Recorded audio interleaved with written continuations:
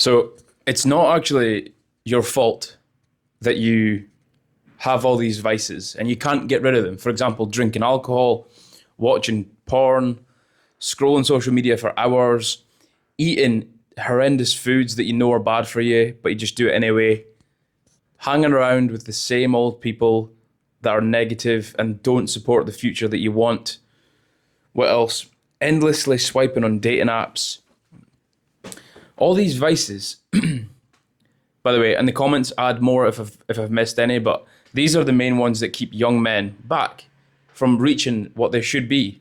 A young, testosterone-filled male. Now, who am I to be telling you about vices? Well, I've managed to get rid of them all, except scrolling on social media. Because the thing is, they spend billions a year on making you addicted to your phone.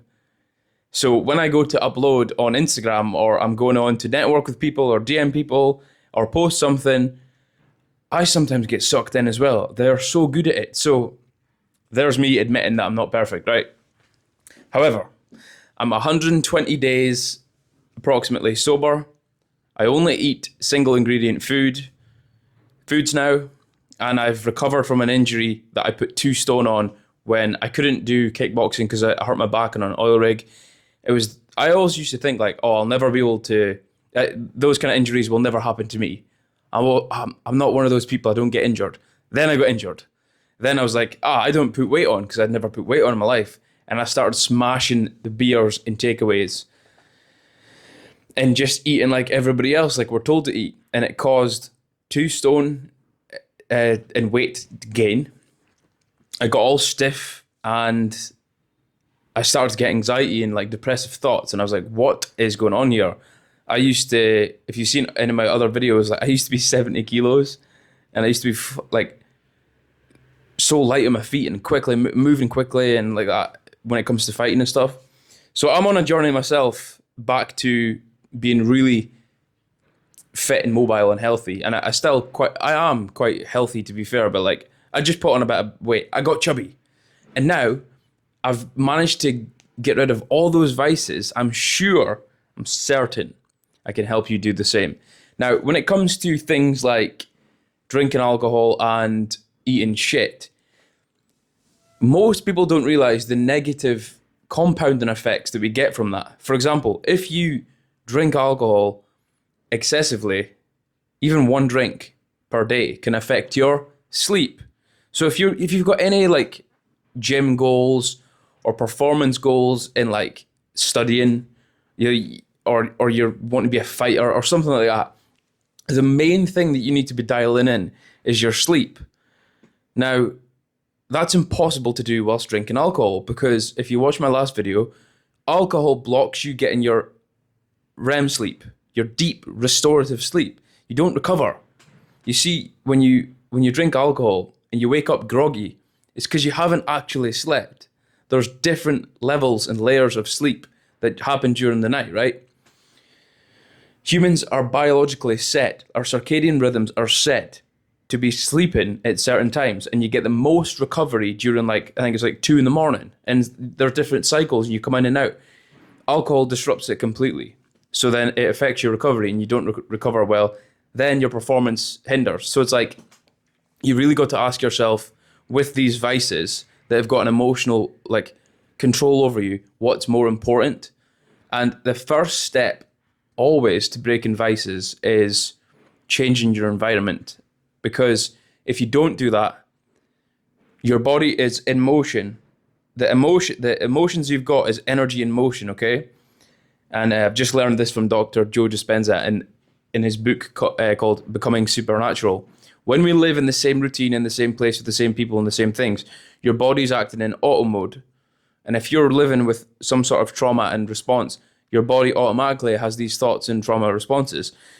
So if you start thinking consciously, I want to stop drinking, but your environment does not support that, i.e. the friends and maybe the location you're in, maybe the fridge is still full. Like there's all these things that add up and you think the willpower will carry me, right? But it's not true. The willpower is only so much. You've got a subconscious ingrained belief system and habitual system to change.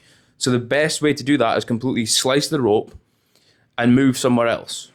Or, and that doesn't need to be like, it doesn't have to just be move somewhere else. It can be various things. It can be basically getting rid of some friends and just saying no and like changing the things that you listen to and who you listen to and stuff. You don't have to move away. Like I moved halfway across the world. But I'm not encouraging you to do that just to get off drink, but it does help. And then the thing is, all these things has got emotional attachment to you. Deep down in your soul, you feel it every time you do it. You feel it's like your soul is screaming at you to change. So if you want help with this, because you can take what I've said and try it and it'll work. But if you want more help with this, I've made a full guide on how to stay sober and stay social as well. Because a lot of the things is, when you get sober and you don't drink, people assume that you can't have fun. But it's like, I am more fun than you. You can have 10 beers, I'll have 0. I'm more fun than you. I don't need alcohol to be fun. I'll turn up, have 0, or just a drink, and I'll still be fun. Because alcohol doesn't actually make it fun. Alcohol takes away from the fun, because they call it spirits for a reason, right? It's a vibrational killer. It ruins everything inside you. So I prefer to have fun sober. So you do not need alcohol to have fun. This is a real thing you really need to get over. It's probably the one thing that keeps people back from getting sober is, especially if you're a young guy and you're like going out and trying to meet people, network and socialize, you don't need it to socialize. Honestly, you don't. So, should be the first link in the description. I've made a full guide on how to live sober and stay social. And also all the other things we talked about, like your performance, your sleep, your testosterone, your mood, like all that things are a byproduct of getting off of alcohol. All that things will increase and get better for you, but it starts with putting the bottle down. Now, yeah, that's honestly the main thing.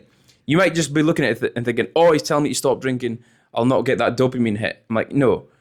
Imagine the dopamine hit you get from your testosterone going up, you feeling like more energized, and you get better sleep, and your mood increases. And all that's the real reward later. That's the thing that people don't see. They just see, oh, I'm putting down the bottle and that's boring. No, life's not boring when you feel good and you're looking after the vessel that you were given. That's the curse that society has been given, is you take this bottle for happiness. Look at all the Budweiser ads and all that famous alcohol brands, their ads. It's always in the park, cheers, as if it's like a happy thing. It's that one thing that steals your happiness.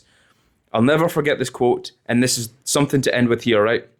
So I'm gonna end with this. Drinking alcohol is like borrowing happiness from tomorrow. Gonna say it again.